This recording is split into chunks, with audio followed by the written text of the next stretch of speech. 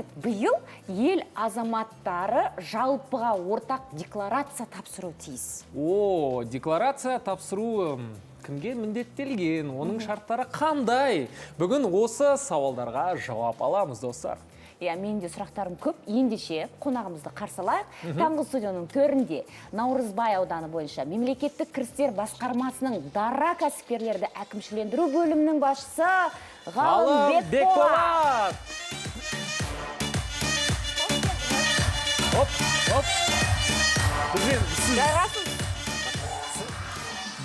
Мемлекеттік қызметкерлер негізі билемейді негізі біз. Бірақ ең бастысы таңғы көңіл күйіңіз қалай? Жақсы, таңғы көңіл күй. Қош келдіңіз біздің студияға. Сұрақ көп, білесіз қой енді.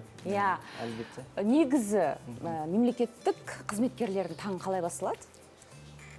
Таңғы кофе ішумен басталады. Кофемен? Ойбай, сіздер де кофе ішесіздер ме? Әрине. Қаншада оянасыздар? Енді менің жұмысым жақын. 8-де оянам, 9-да жұмыста, как положено. Ерте барып, кофеміз ішіп, 9-да жұмысқа кірсеміз. Кешкі 6-да үйге қайтасыздар? 6:30-да. 6:30. Ал енді сұрақта бізді мазалайтын сұрақтарымызға көшсек. Декларация тапсыру кімге міндеттелген? Және оның шарттары қандай? Декларация тапсыру 2021 жылдан бастап басталды. Жалпы бірыңғай декларация тапсыруымыз. Ол жерде кезең-кезеңге бөлінді. Яғни қазіргі таңда 4 кезеңі бар. Бүгінгі күнге 3-ші кезеңде жүрміз. Атап айтатын болсақ, бірінші кезең 2021 жылдың 1 қаңтарынан бастап мемлекеттік қызметшілер және оған теңестірілген азаматтар тапсырды. Және оның жұбайлары тапсырды. Ал екінші кезең 2023 жылдың 1 қаңтарынан бастап мемлекеттік мекемелер, квази-секторлық, квази-мемлекеттік органның қызметкерлері және оның жұбайлары тапсырды. Қазіргі таңда біз 3-ші кезеңге көстік. 2023 жылдың 24 жылдың 1 қаңтарынан бастап заңды тұлғалардың құрылтайшылары,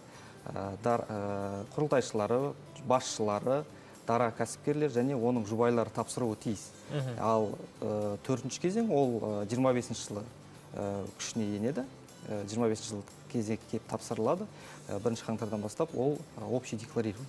Демек бүкіл қазақстан азаматтар тапсыратын болады. Бәрекелді. Енді менің білгім келіп отырғаны, декларация тапсырудың тәртібі қандай? Тәртібі негізінен 2 нысанмен қарастырылады. Ол 250-ші нысан және 270-ші нысан. 250-ші нысанда ол жерде активтер мен міндеттері жайлы деректер тапсырады. Ал 270-те ол жерде мүліктер және кірістер туралы деректері тапсырылады. Ол деректерді ағымдағы жылдың 15 қыркүйегінен кешіктірмей электрон түрде тапсырылады. Және оларға тоқтала кететін болсақ, 250-ші нысанда активтер мен міндеттер деп айттым. Оның ішіне жаңағы мүлік, жалпы банктегі қаражаттар, бағалы қағаздар сияқты дүниелерді сіздер жаңағы салық төлеушілер декларацияға көрсетіп тапсырады. Ал 270-ші форма өткен күнтізбелік жылға тапсырылады. Яғни аталған 250-ші форманы бұл айтқан кезде корректировать етеді. Қай жерде сатылған мүлік болуы мүмкін, одан бөлек сатып алынған мүлік, одан бөлек ақшалай қаражат, доход сияқты көбейсе, сол кезде ол 270 жыл сайын тапсырылады. Ал бағанағы 250 деген ол кіру декларациясы деп аталады. Ол бір рет тапсырылады. 250. Түсінікті. Негізі декларация тапсыру не үшін қажет ол? Неліктен тапсырамыз біз? Декларацияны енді мысалға біз ол жерде теневая экономика дейді ғой, соны кесудің жолдары ғой, бір жағынан халықтың несін. Мысалға кейбір азаматтар бар өзінің нелерін тапсырмай көрсетпейді, мүліктерін, мысалға жеке кәсіпкерлігін көрсетпейді, сол сияқты. Соны айқындап салық төлеушілердің салықтық нагрузка дейді. Сол үшін көбейту мақсатында жасалып жатқан дүние. Енді қараңыз. Мысалы, қазір декларация тапсырып жатқан бір адамды алайық, ол штаттық, яғни кәдімгі ресми түрде бір жерде жұмыс істейді. Ресми емес жерде 5-6 жерде жұмыс істейді делік, Ал енді декларация тапсыратын кезде ол сол бүкіл табысын көрсету керек пе? Әрине. Көрсетпей қалса не болады? Көрсетпеген жағдайда олардың бәріне нелер айыппұлдар бар, қарастырылған. Мысалға, айыппұлдар қанша екен? Мысалға, біріншіден декларацияны уақытылы немесе мүлдем тапсырмаған жағдайда ескерту жасалады бірінші кезге. Ал екінші рет қайталанса, 15 айлық есептік көрсеткіште айыппұл салынады. Одан бөлек сіз жаңа айта кеттіңіз сөзіңізде. Толық көрсетпесе дедіңіз. Толық көрсетпеген жағдайда 3 айлық есептік көрсеткіш не бар? Айыппұл салынады. Жарайды, айыппұлды төлейді. Төлегеннен кейін қайтадан тапсыру керек бола ма? Әлбетте, тапсыру міндетті түрде. Міндеттелген, ол салық кодексімен қарастырылған. Керемет. Енді қашықтықтан да декларация тапсыру онлайн болып жатыр қазір, Болады, әрине. Болады. Ол үшін барлық жағдайлар жасалған және қарастырылған. Ол үшін электронды цифрлы қолтаңбаңыз болу керек. Салық төлеушінің кабинетіне кіріп, қалаған декларацияңызды тапсырасыз. Жоғарыда аталған 2 декларацияны айттым, соны алып тапсырсаңыз болады. Және одан бөлек қазір мобильді төлемдер бар. Кешіріңіздер, мобильді нұсқаулықтар бар, яғни қосымшалар. Телефонмен отырып тапсыруға болады. Есалық азамат сияқты. Одан бөлек, мысалға қазіргі таңда екінші деңгейдегі банктердің мобильді қосымшаларында сол жерде қарастырылған. Ол жерде тапсыруға болады. Түсінікті. Енді осы декларацияны тапсыру қай уақытқа дейін беріледі? Мысалы, жыл қазір бізде 1 ай өтіп кетті. Жаңа жылдың 1-ші айы бітті. Бүгін 1-ші ақпан. Қай уақытқа дейін тапсырылу керек? Бағана атап өттім. Кіру декларациясын кезең-кезеңмен бөліп бердім. Енді қазір 3-ші кезең дедім. 3-ші кезеңге кіретін тұлғалар, олар осы 2024 жылдың 15-ші қыркүйегінен кешіктірмей тапсыру дейсіз. Қыркүйегіне дейін тапсыру дейсіз. Әлі уақыт бар екен ғой. Біз уақыт бар ғой деп жүре береміз ғой енді. Дегенмен де бұл ақпаратты қазір тыңдап құлаққа алу керек сияқты. Өйткені тез тапсырсақ жүре береміз де? Дұрыс айтасың, бір міндеттен құтыласыздар. Енді салық тоже міндет. Ал енді жаңа айтып қалдыңыз ғой, мемлекеттік қызметте жұмыс істейтін азаматтардың жұбайлары, не болмаса жұбай күйеулері, жолдасы деген сияқты. Олар не үшін тапсырады? Мен соны түсінбеймін. Жұмыс істемесен, мысалы, әйелі үйде отыратын болса, атында түк зат болмаса, заңмен қарастырылған дүние, оны біз өзгерте алмаймыз. Салық кодексінде солай қарастырылған, тапсырылу керек. Значит, теңестірілген азаматтар тапсыру керек. Ал енді сіздерге қазір осы декларация туралы сұрап келіп жатқан адамдар бар ма? Сұрақпен? Иә, сұрақпен келетін адамдар көп. Ол сұрақтар қойылады. Көбісінде сол қалай тапсырамыз, қалай тапсыруға болады, нені көрсетпесек болады деген кейбір сұрақтар да болады. Енді біз ондай не вопрос бойынша ответ бермейміз, қалай көрсетпейсіздер дегенде.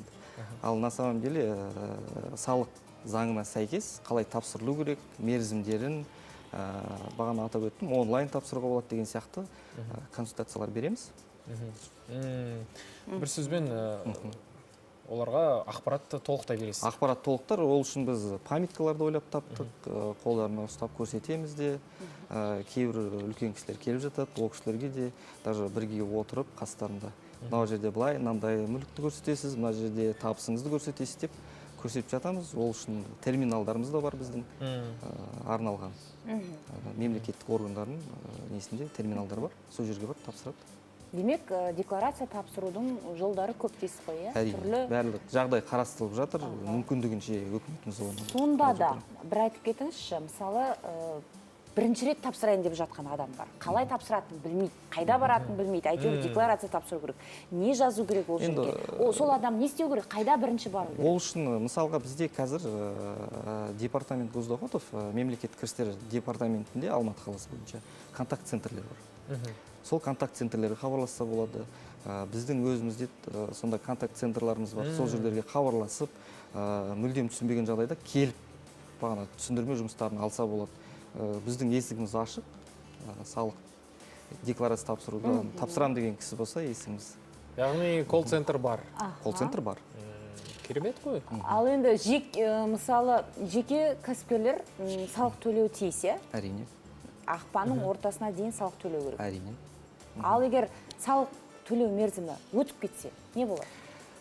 Ол кезде негізінде салық кодексінде ол бойынша мерзімдер мен шарттар қарастырылған. Егер де сол шарттар мен мерзімдерін уақытын өткізіп алса, өткізіп алған жағдай болса, ол үшін шаралар қолданылады. Мысалға, өзінің қарызы бар делік тұлғаның. Оны уақытылы төлемеді, ол үшін өсімпұл жүреді. Күнде кешіктірген әр күнге өсімпұл бірінші хабарлама жіберіледі. Өсімпұл кешіктірген күннен бастап өсімпұл әр күнге. Одан хабарлама жіберіледі. Хабарлама өзінің деңгейі бар. Тәуекел деңгейлеріне қарай, мысалы 1 күн и 10 күн болып бөлінеді. Тәуекелдер деңгейіне қарай, олар сол 10 күнге мысалы төлей алмай қалса, ол кезде счеттар жабылады. Банк счеттар жабылады, одан кейін мүлкіне шектеулер қойылады, сол сияқты шаралар, шектеулер қойыла бастайды. Негізінде ол үшін де жаңағы нелер қарастырылған, мысалға салық төлей алмай қаражаты болашақта болатын білет та, мысалға 6 ай уақытта мен уже төлей алам деген сияқты, ол үшін де бізде отсрочка, рассрочка деген не қарастырылған. Ол өтініш негізінде беріп, отсрочкамыз 1 айдан 6 айға дейін беріледі, ал рассрочка 1 айдан 3 жылға дейін уақытқа беріледі. Ол жергілікті мемлекеттік органға келіп, сол жайлы біліп, ақпарат алып, қажетті құжаттарды жинап, өтініш берсе, ол мүмкін беріледі. Енді декларацияға оралайық, былай. Мүмкіндігі шектеулі азаматтар, одан кейін зейнеткерлер, көп балалы аналарда тапсыру керек пе? Егер жаңағы неге кезеңге кірсе, әлбетте тапсырылу керек. Тапсыру керек. Кімдер босатылған негізі? Бар ма өзі тапсыруға болатын ады? Тапсырмай-ақ қойшы дейтін адамдар. Барлығымыз тапсыруымыз керекпіз ба?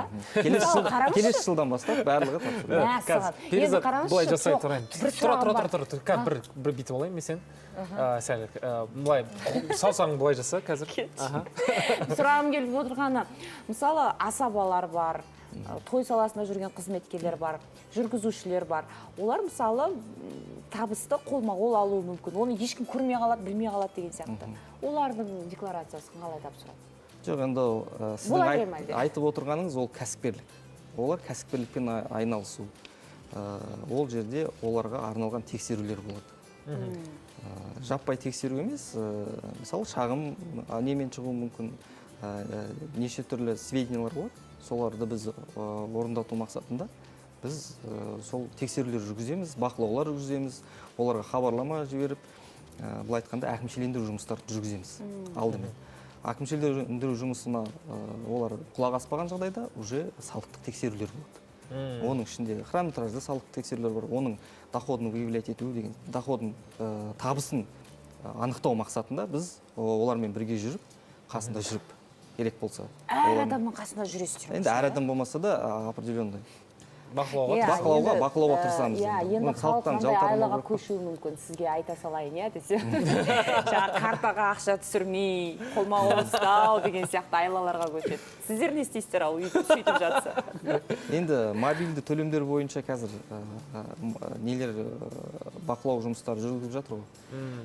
Айтып жатыр ғой, қазір халықтың бәрінің айтатын бір несі 100 переводтан асса не болады, 100 переводтан асып кетті, біз қалай салық төлейміз деген сияқты сұрақтар көп болады бізде. Енді басында салықтық аударымдар дегенге, кешіріңіздер, мобильдік аударымдар дегенге келетін болсақ, ол негізі жеке тұлғаларға арналған. Ол дара кәсіпкерлерге қатысы жоқ. Ол сізбен өзіңіздің туысыңыз бірнеше аударымды жасай берсе болады. Ол бақылауға алынбайды. Көрімдік берген шығар. Иә, көрімдік, жаңағы неше түрлі нелер бар ғой енді. Қызық әңгіме болып жатыр. Қарыз алуы мүмкін деген сияқты. Қарыз сұрауымыз мүмкін. Олар бойынша ешқандай шектеу жоқ, олар тексеріске жатпайды. Оны қайтып дәлелдейміз біз. Енді сіз 100 адам, мысалға, әртүрлі адамнан түсу керек қой, бір айдың ішінде. Әртүрлі адам. Әртүрлі адамнан түссе, ол бір айдың ішінде ғана емес 3 ай подряд түсетін болса, онда ол тексеріске жатады, бақылауға алынады. Оны біз анықтаймыз, оған хабарламалар жіберілеміз. Әртүрлі адамдар. Иә, көп адам ойлайды да, ол ойбай сразу не болса тексеріледі деп. Ол тексеру емес, ол жерде бірінші әкімшілендіру жұмыстары жүреді. Шақыртамыз, жеке кәсіпкер ретінде тіркеткіземіз. Салық кодексінде не көрсетілген, сол жұмыстарды бірден айыппұл салмаймыз, алдымен тексереміз, анықтаймыз, кімнен кімге жіберілді, не үшін деген сияқты ғой. Енді мысалы көрімдік алсақ, көлеңкесінен қорқып жүр екен. көрімдік алсақ, 100 адамнан асырмай алу керекпіз да, енді не болса да. Сол сияқты Ғалым мырза, енді сізге үлкен рахмет. Пайдалы ақпараттар біздің көрермендер тыңдады деген үміттеміз. Және де есте сақтаңыздар, қай кезеңде тапсыру керек екен, декларацияны тапсыруды ұмытпаңыздар. Міне, егер де білмей жатсаңыздар, Ғалым мырзаның нөмірін жазамыз қазір. Осы жерде Ғалым мырзаға тікелей хабарласаңыздар болады. Рахмет. Көп-көп рахмет. Ал құрметті көрермен, біз жарнамаға кезек береміз, одан кейін қайтадан